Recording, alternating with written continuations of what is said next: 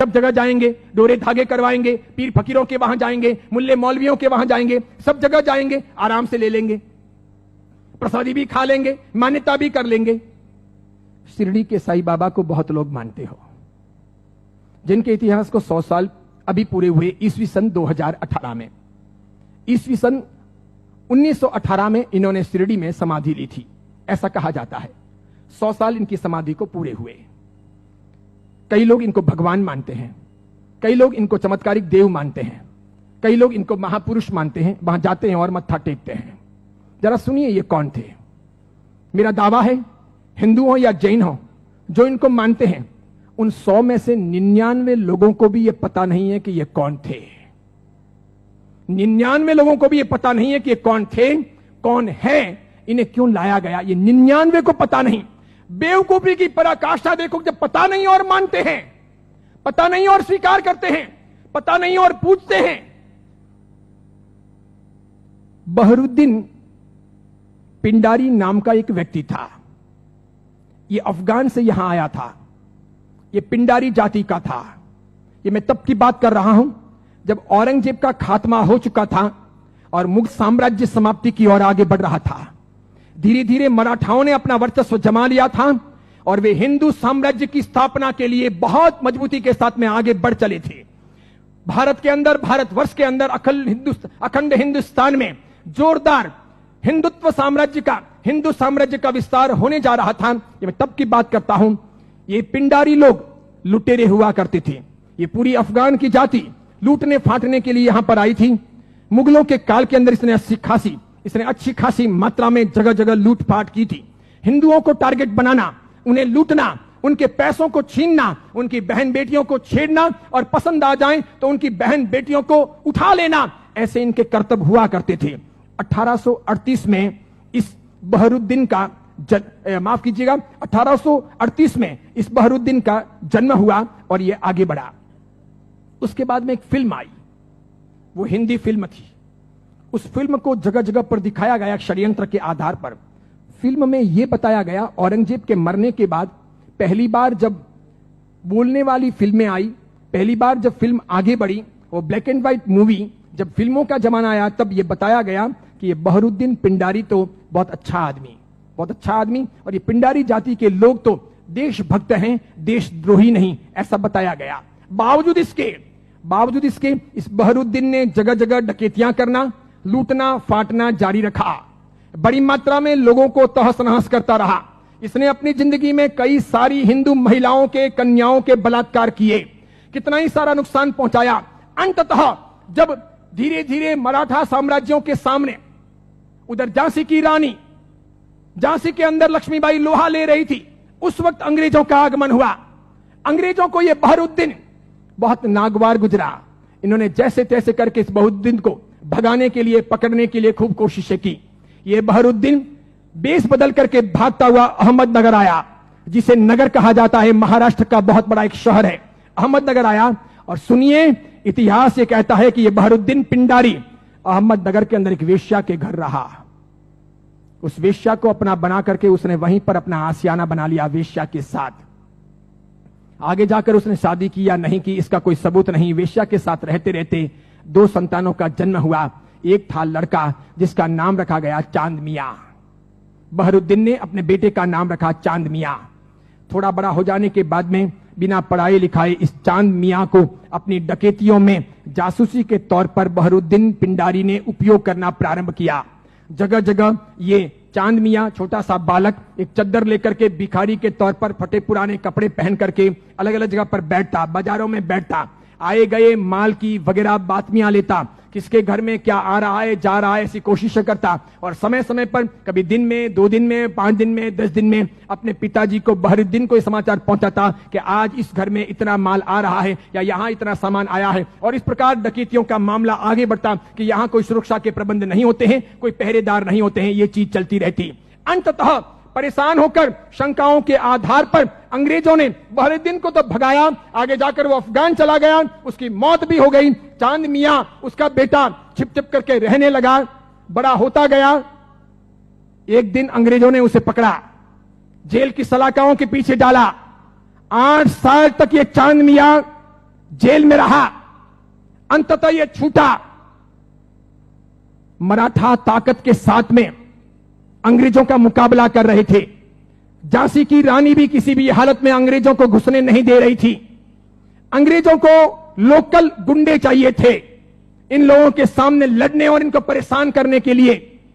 चांद मियां ने पैसे लेकर के झांसी की रानी के खिलाफ में अंग्रेजों के पक्ष में गुंडों को इकट्ठा करने और लड़वाने और मगजमारी करने के लिए तैयारी दिखाई। अंग्रेजों ने अच्छे खासे मोटे पैसे चांद मियां को दिए। ये चांद मियां महाराष्ट्र से ठेठ झांसी गया। अंततः अंग्रेजों के हाथों झांसी की रानी लक्ष्मीबाई को मरवाने में इस चांद मियां की भी भूमिका रही। उसके मरने के बाद इन अंग्रेजों ने उस चांद मियां को नवाजा। कालांतर के अंदर एक नया नुस्खा अपनाने के लिए वो चांद मियां झांसी से आकर के शिरडी पहुंचा। वहां सुलेमानी मुसलमानों के साथ में उसकी पहचान हुई। मूल अफगानी पिंडारी जाति का ये चांद मियां बहरुद्दीन का बेटा वहां जाने के बाद में सुलेमानों के साथ में परिचय में आकर के सुलेमानों के लिए काम करने लगा। मुसलमानों की ये सुलेमानी जाति षड्यंत्र पूर्वक हिंदुओं और मुसलमानों के बीच के भेद मिटाने और धीरे धीरे इस्लाम का भीतर से प्रसार प्रचार करने का कामकाज संभालती थी।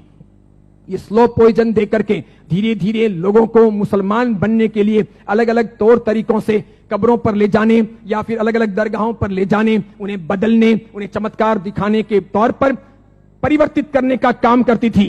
उनको ये चांद मियां मिल गया। वहां इसके लिए एक मस्जिद बनाई गई। मस्जिद का नाम हिंदू रखा गया, इस्लाम की मस्जिद नहीं रखी गई। लोगों को भ्रमित करने के लिए मस्जिद का नाम इस्लाम नहीं रखा गया, मस्जिद का नाम हिंदू के तौर पर रखा गया। इस इंसान ने अपनी जिंदगी में कभी कुछ काम किया हो, कोई साधना की हो, कोई धर्म चलाया हो, कोई धर्म ग्रंथ लिखा हो, कोई बहुत बड़ा व्यापक काम किया हो, ऐसा एक भी उल्लेख आज तक भारतीय इतिहास में नहीं है। सुनिएगा, यही चांद मियां सुलेमानों के परिचय में रहने के बाद धर्म परिवर्तन करवाने, चमत्कारों के आधार पर लोगों को भरमाने के लिए साई बाबा बनाए गए। इसी चांद मियां का नाम आगे हुआ साई। किसने नाम दिया? सुलेमानों ने। उसके लिए एक मस्जिद बनाई गई। बाद में वो हिंदुओं और मुसलमानों के बीच में सामंजस्य स्थापित करने के लिए फरिश्ते के तौर पर प्रस्तुत किया गया। देखिए आप एक मजे की बात, ईस्वी सन 1918 में इसने समाधि ली। उसके पहले फिल्में जब आती थी तब हिंदुओं और मुसलमानों के बीच का बहुत बड़ा भेद था, बहुत भेद। हिंदू मुसलमानों को पसंद नहीं करते थे भारत में, और मुसलमान हिंदुओं को पसंद नहीं करते थे। मुसलमानों को ईश्वर के नाम से बहुत एलर्जी थी, हिंदुओं को अल्लाह के नाम से बहुत एलर्जी थी। अगर आप थोड़े बहुत भी अपने प्राचीन काल में जाएं, मेरे जमाने के आसपास पहुंचे, ईस्वी सन 60 और 70 के दशक में पहुंचे, ईस्वी सन 1960 1970, और तब के जमाने में जितनी फिल्में आई तो फिल्मों में कहीं ना कहीं अल्लाह लाने पड़ते थे या फिर ईश्वर लाने पड़ते थे। बिना उनके काम चलता नहीं था। इन फिल्मों के आधार पर ही फिल्में हिट होती थी, फिल्में चलती थी। उस समय मात्र लटके मटके लेना, कमर को नचाना, ठुमके लेना और उससे फिल्म चल जाएगी, ऐसा होता नहीं था।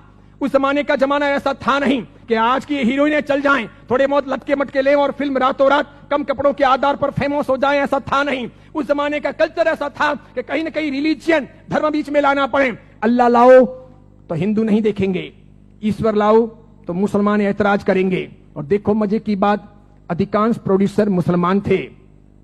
अधिकांश पाकिस्तान से, सिंध से, पंजाब से और कश्मीर से आए हुए हीरो और हीरोइन ये भी मुसलमान थे। लेकिन नौबत ये थी कि ये मुसलमान हिंदुस्तान के बाजार में अपने असली नाम से चल नहीं सकते, और इसीलिए दिलीप कुमार मुसलमान, उसको अपना नाम बदलना पड़ा। मीना कुमारी मुसलमान, उसको अपना नाम बदलना पड़ा। सुरैया देवानंद से शादी करना चाहती थी, लेकिन मुसलमान होने के नाते स्वीकार नहीं किया गया। पिता ने अनुमति नहीं दी कि हिंदू के साथ शादी नहीं हो सकती, उसे भी अपने नाम बदलने पड़े।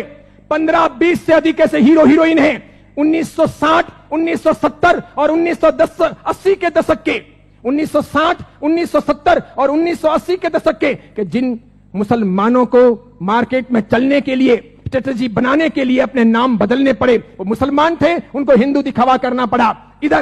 इधर देखो,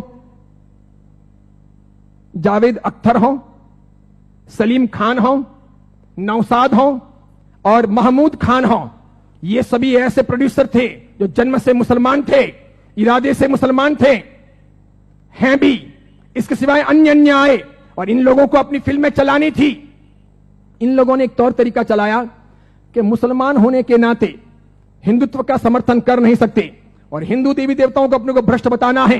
क्योंकि आप पुरानी फिल्में देखिए और आज की फिल्में देखिए, किसी भी अल्लाह को कभी गाली नहीं दी जाती, किसी मस्जिद के ऊपर सवाल नहीं किए जाते, कभी कुरान के बारे में कुछ बोला नहीं जाता। लेकिन हिंदू देवी देवताओं की फिल्मों में मजाक होगी। किसी भी हिंदू देवी देवता को मानने वाले पंडे पुजारी को भ्रष्टाचारी, नालायक, रैप करने वाला बताया जाएगा। लेकिन किसी पादरी को, किसी भी मौलवी को रैप करने वाला या भ्रष्ट काम करने वाला नहीं बताया जाएगा। ये सब योजनाएं थी, वो मुसलमान प्रोड्यूसरों ने आगे बढ़ाई। बढ़ाते बढ़ाते उन्होंने वहां बढ़ाई कि उन्होंने देखा कि किसको लाया जाए। तब उन लोगों को साईं बाबा को लाना ठीक लगा कि ये है तो मुसलमान, लेकिन हिंदुओं के बीच में खप जाएगा।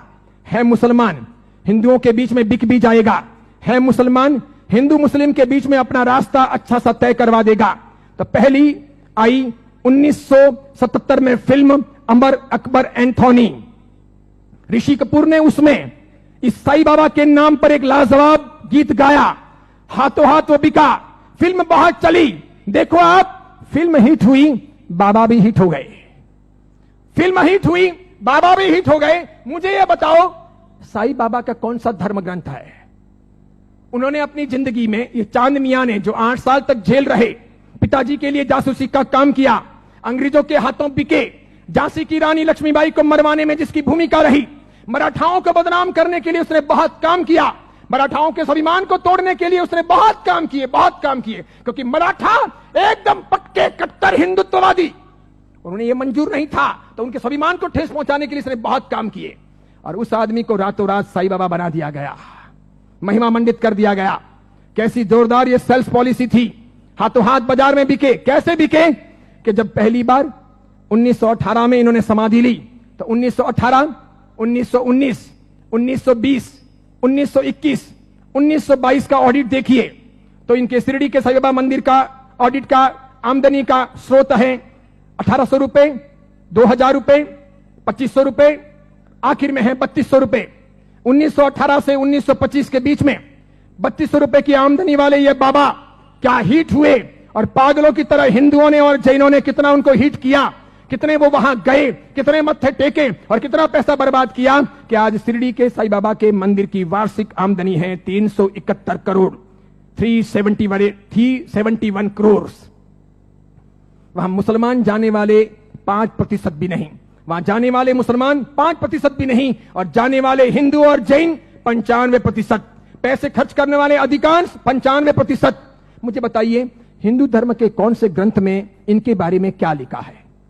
उपनिषदों में, वेदों में, महाभारत में, रामायण में, उसके बाद के किसी साहित्य में कि कभी शिरडी के साईं बाबा होंगे या हुए हैं, क्या वो फरिश्ते हैं, वो कोई अवतारी हैं, वो कोई हिंदू देवी देवता हैं? बिल्कुल नहीं। लेकिन हिंदू धर्म को भ्रष्ट करने, उनको बहलाने फुसलाने के लिए काम किया गया और ये सफल हो गया, सफल हो गया। हाथों हाथ ये बिक गए। आज तो देखिए, आज हिंदुस्तान के अधिकांश हिंदू मंदिरों में हिंदुओं के देवी देवता छोटे हो गए हैं, साईं बाबा बड़े हो गए हैं। हिंदुओं के देवी देवता साइड में हो गए हैं, साईं बाबा प्रमुख हो गए हैं। हिंदुओं के देवी देवता कम कमाऊ हो गए हैं, साईं बाबा अधिक कमाऊ हो गए हैं। जिसको भी अपनी दुकानदारी चलानी हो और भगवानों के नाम पर, देवी देवताओं के नाम पर पैसा कमाना हो, साईं बाबा की मूर्ति ला दो। आप भी प्रयोग कर सकते हो। दुकान बराबर नहीं चलती हो तो दुकान के बाहर बिठा दो, धनाधन उसका गल्ला अच्छा चलेगा, आपकी दुकान के गल्ले से भी अच्छा। बस ऐसी बात हो गई। चमत्कारों के तौर पर मुझे बताइए कि उन्होंने क्या किया, उनसे क्या हुआ। बताइए कि शिरडी जाने वाले सभी लोग अमीर हुए, सभी की गरीबी दूर हो गई, सब लखपति करोड़पति हुए, अरबपति हुए?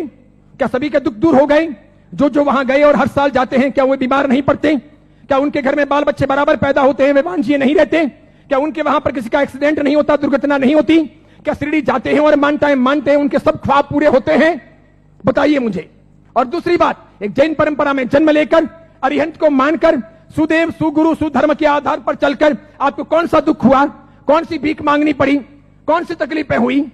अरे मजारों पर जाकर अगर बीमारियां दूर हो सकती थी, कब्रिस्तानों पर जाकर अगर बीमारियों से हम मुक्त हो सकते थे, या शिरडी के साईं बाबा के वहां पर मत्था टेक करके हम अपने रोगों से मुक्त हो सकते थे, तो फिर बड़े बड़े अस्पतालों के निर्माण की आवश्यकता क्या थी? बीमारियां जब मजारों पर और शिरडी के साईं बाबा के वहीं पर दूर हो जाएगी, तो फिर अस्पतालों की जरूरत क्या है? कितनी बड़ी मात्रा में हिंदुओं का शोषण हो रहा है। देखना आप, आने वाले कुछ समय के बाद हिंदू धर्म दो भागों में बंट रहा है। आज मैं उद्घोषणा कर रहा हूं, यह बहुत बड़ी भविष्यवाणी है। इन दोनों के बीच में गहरा संघर्ष चलेगा और इन दोनों के बंटवारे में, इन दोनों की लड़ाइयों में दूसरे धर्म के लोग हावी हो जाएंगे। वे अपना रास्ता तय कर लेंगे और इस प्रकार उनका षड्यंत्र सफल हो जाएगा। आगे जाकर के अब दो प्रकार के हिंदू आपको देखने को मिलेंगे। हिंदू धर्म दो भागों में बंटेगा, एक साई भक्त हिंदू, दूसरे सनातनी हिंदू। दो प्रकार के हिंदू आपको देखने को मिलेंगे। एक वे जो साईं बाबा को मानते हैं, दूसरे वे जो साईं बाबा को नहीं मानते हैं। कई सारे हिंदू पंडित पुजारी हैं, कई सारे हिंदू संत महात्मा हैं, उनको भी अक्ल नहीं है। वे भी शिरडी के साईं बाबा के वहां पर जाते हैं और उनको मानते हैं और उनके मंदिर बनाते हैं और उनकी पूजा करते हैं। उनको पता नहीं कि राम का इतिहास है, कृष्ण का इतिहास है, बजरंग बली का इतिहास है, महाभारत का इतिहास है, रामायण का इतिहास है, देवी देवताओं का इतिहास है। इनका कोई इतिहास नहीं। ये हिंदू नहीं, ये साधक नहीं। जैन साधु साध्वी भी शिरडी जाते हैं तो यदा कदा दर्शन करने के लिए वहां चले जाते हैं और कर्म फोड़ के चले आते हैं। कितने बेशर्म होते हैं ऐसे जैन साधु साध्वी। क्यों उन्होंने पंच महाव्रत लिए हैं? क्यों उन्होंने सफेद कपड़े पहने हैं? मैंने कितने ही अलग अलग अपने संप्रदायों के जैन साधु साध्वियों को यात्रा के दौरान शिरडी जाते हुए देखा। वहां जैन मंदिर भी है, उपाश्रय भी है, स्थानक भी है, और उसके बाद में कभी न कभी वहां के श्रावकों को कहकर या अपने चेले चपाटियों को साथ में लेकर वे शिरडी के साईं बाबा के मंदिर में दरबार में चले जाते हैं। जिस इंसान ने बलात्कार किया हो, डकैतियां की हो, चीना झपटी की हो, जिसने झांसी की रानी को मरवाया हो, जिसने हिंदुत्व का नाश किया हो, जिसका ऐसा कामकाज रहा हो, उसको रातों रात फरिश्ता बनाया गया हो और उसे हम पूजे। ये कौन से देवी देवता हुए? ये कौन सा चमत्कार हुआ? ये क्या क्या साधना के उच्चतम बिंदु हुए? बताइए, आदर्श कहां है? नैतिकता कहां है? योग्यता कहां है? बहुत सारे लोग ख्वाजा मोइनुद्दीन चिश्ती की दरगाह पर जाते हैं,